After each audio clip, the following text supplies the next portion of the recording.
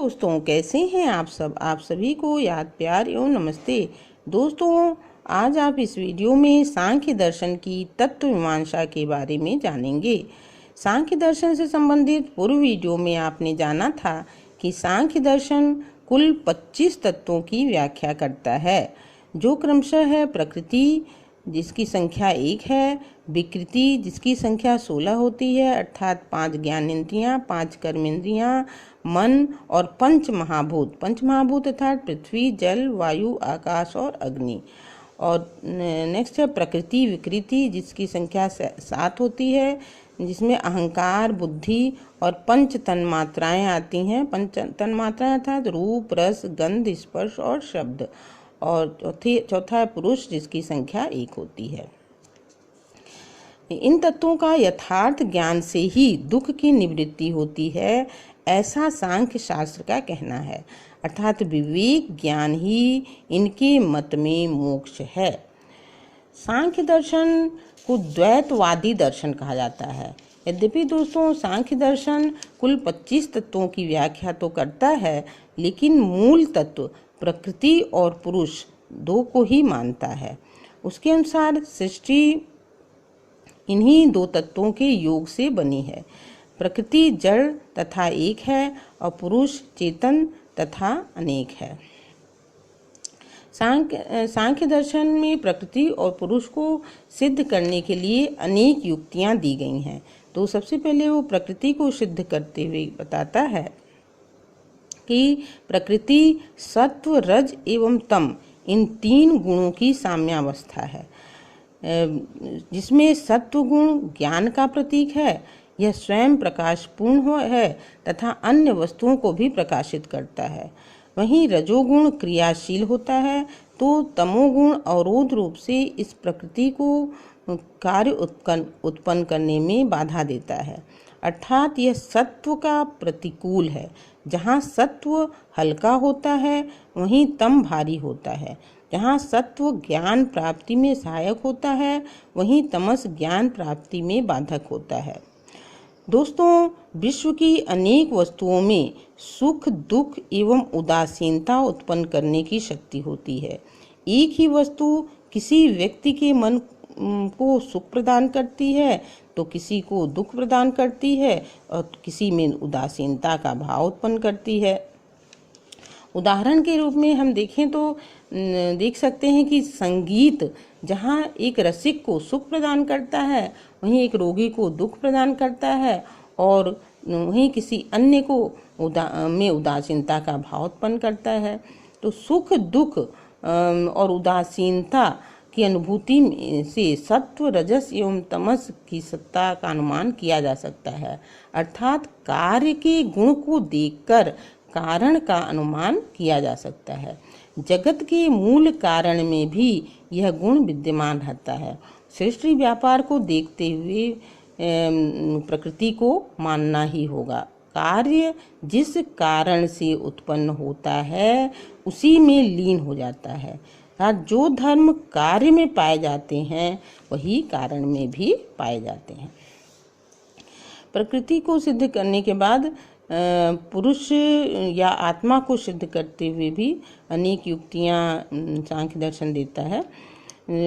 बताता है कि जहाँ प्रकृति में सत्व, रजस और तमस गुण हैं, इसलिए प्रकृति को त्रिगुणमयी कहा गया है। और वहीं पुरुष इन 3 गुणों से शून्य है, इसलिए पुरुष को त्रिगुणातीत कहा गया है। पुरुष ज्ञाता है, जबकि प्रकृति ज्ञान का विषय है। पुरुष निष्क्रिय है, जबकि प्रकृति सक्रिय है। पुरुष अनेक है, जबकि प्रकृति एक है। पुरुष कार्य कारण से मुक्त है, जबकि प्रकृति कारण है। पुरुष अपरिवर्तनशील है, जबकि प्रकृति परिवर्तनशील है।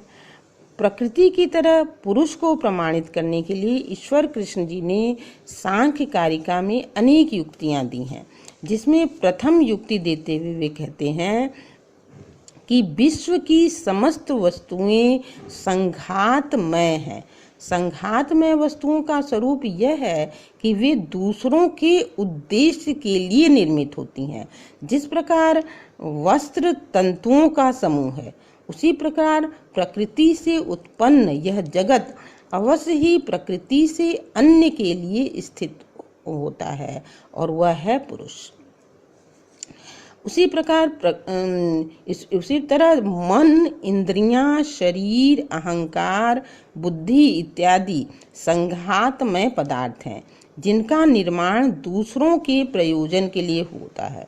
यदि यह माना जाए कि इन वस्तुओं का निर्माण प्रकृति के प्रयोजन के लिए है, तो यह धारणा गलत होगी, क्योंकि प्रकृति अचेतन है और अचेतन होने के कारण इन विषयों का उपभोग करने में असमर्थ है। अतः पुरुष की सत्ता प्रमाणित होती है।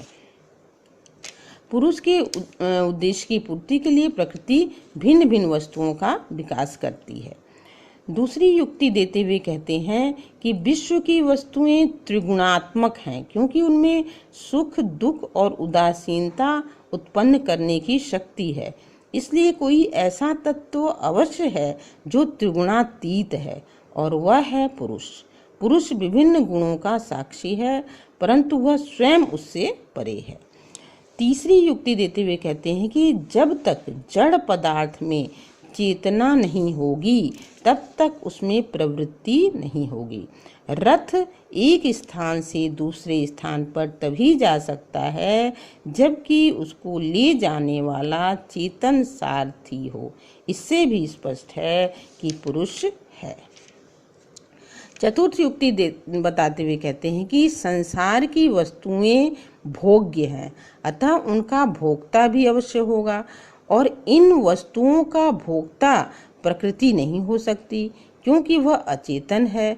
पुरुष ही वह चेतन सत्ता है जो सुख, दुख और उदासीनता का अनुभव करता है। पांचवी युक्ति देते हुए कहते हैं कि विश्व में कुछ लोग ऐसे अवश्य हैं जो मोक्ष प्राप्त करने के लिए प्रयत्नशील होते हैं, और वह पुरुष ही है जो दुखों से मुक्ति पा सकता है। तो इस तरह से आपने देखा कि पुरुष की सत्ता है, इसको सिद्ध करने के लिए विभिन्न युक्तियां ईश्वर कृष्ण जी ने दी हैं। इस तरह पुरुष का अस्तित्व प्रमाणित होने के बाद अब प्रश्न पुरुष की संख्या के विषय में उठता है कि सांख्य के अनुसार पुरुष अनेक हैं, इसलिए इसे अनेक आत्मवादी दर्शन भी कहते हैं।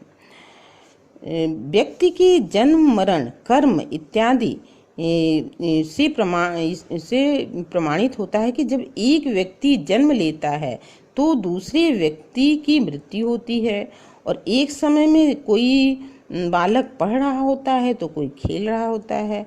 संसार के व्यक्तियों की अनेक कोटियां हैं, कोई उच्च कोटि का होता है तो कोई निम्न कोटि का। यदि विश्व में एक ही आत्मा का निवास होता तो सभी जीवों को एक ही कोटि में रखा जाता। इस तरह भी आत्मा एक नहीं अनेक है, सांख्य दर्शन सिद्ध करता है। तो स्पष्ट है कि प्रकृति और पुरुष का संयोग ही सृष्टि का उत्पादक है। जिस प्रकार अंधे में चलने की शक्ति होती है लेकिन उसे मार्ग का ज्ञान नहीं होता, और लंगड़े को मार्ग का ज्ञान होता है लेकिन वह चलने में असमर्थ होता है, लेकिन पारस्परिक संयोग से दोनों अपनी स्वार्थ सिद्धि में सफल होते हैं। इस प्रकार यह जड़ प्रकृति सक्रिय होते हुए भी निष्क्रिय है, परंतु चेतन पुरुष का संयोग परस्पर कार्य साधक है। प्रकृति पुरुष के संयोग का इच्छुक इसलिए बना रहता है कि वह उससे विवेक ज्ञान प्राप्त कर मोक्ष की सिद्धि करता है। तो इस तरह आपने सांख्य दर्शन की तत्व मीमांसा को जाना। वीडियो कैसा लगा? अच्छा लगा हो तो लाइक एवं शेयर अवश्य करिएगा। नेक्स्ट वीडियो में आप सांख्य दर्शन की ज्ञान मीमांसा के विषय में जानेंगे। तब तक के लिए आप सभी को धन्यवाद।